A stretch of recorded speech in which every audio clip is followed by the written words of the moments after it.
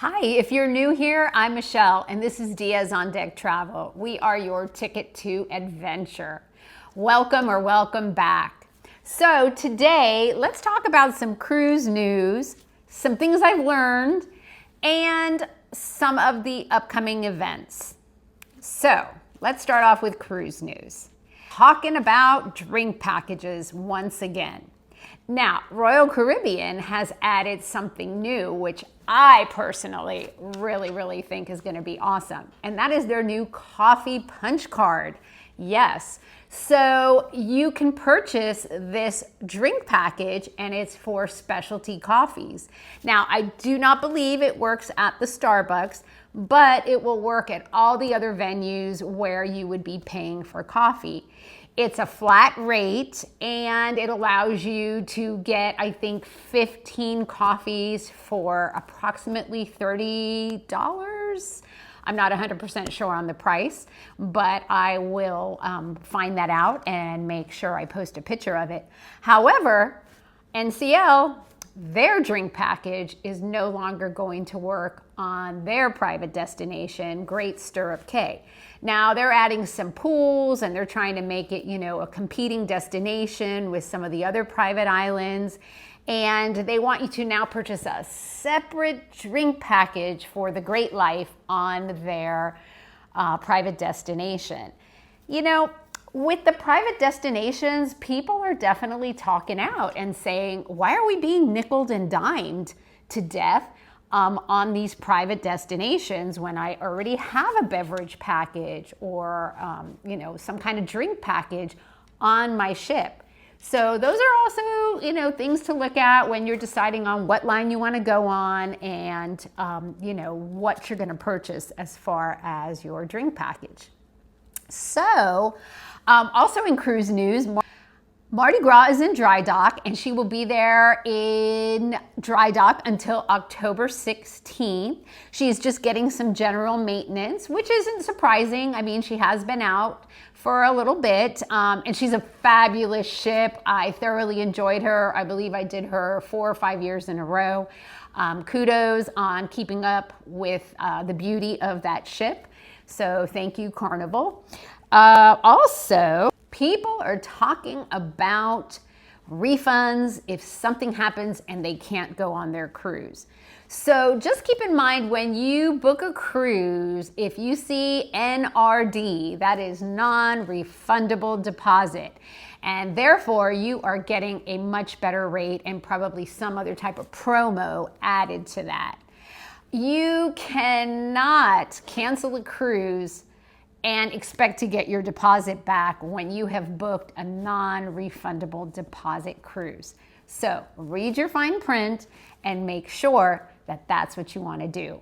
And also make sure you have some travel insurance. Not sure exactly what your policy might cover depending on which one you elect, but it is definitely something good to have. It's funny, everybody loves Coco Cay. Royal Caribbean did a great job with their private island, and now they're going to have Perfect Day Mexico next year, and the beach club is opening up this December. But Great Stirrup Cay, going back to that for a second, was kind of an untouched island. It was just a fabulous beach destination.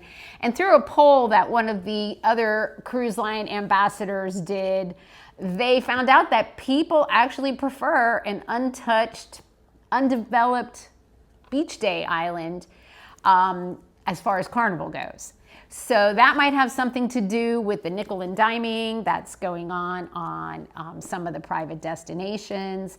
But you could go to Royal Caribbean's Coco Cay and not spend an extra dime and just enjoy all the amenities that they have to offer. People definitely are gravitating more towards the all-inclusive private destinations. And hopefully the cruise lines are listening and they're going to figure out that, that might be a deciding factor in whether somebody goes with them or not. Port Canaveral's raising their charges for parking. Has now announced a price increase in parking at the terminal, and that is going to $20 a day. Now, they haven't raised their prices since 2017, so, you know, it was coming eventually. As the port gets busier, the more prices go up. And now it will be $20 a day, and that includes your embarkation day and the day you come back. So if you go on a 3-day cruise, you are looking at $80. So just keep that in mind if that's where you like to park. So wrapping up cruise news, that's pretty much what's happening right now. Just keep in mind, it is still hurricane season. And remember, your ship could be deviated from its original itinerary. Currently, Ovation of the Seas was dodging a typhoon. And so now they are 2 days late getting back. And that will delay the start of the next cruise on Ovation of the Seas. So just remember, it is for the safety of the ship as well as the safety of the passengers. Sometimes it's not exactly what you had planned, but your safety is way more important, right? So I just want to say thank you for liking, subscribing, and following along.